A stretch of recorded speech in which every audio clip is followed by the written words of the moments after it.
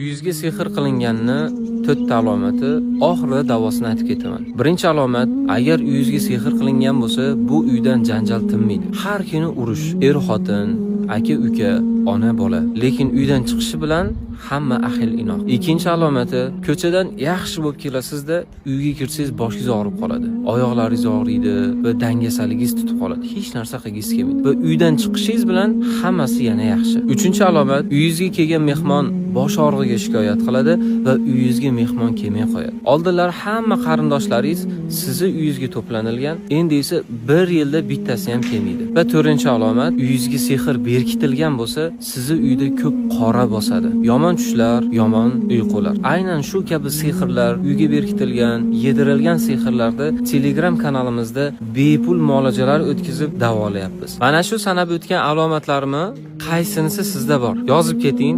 Foydan tegishi aniq va Telegram kanalga o'tishda esingizdan chiqarmang.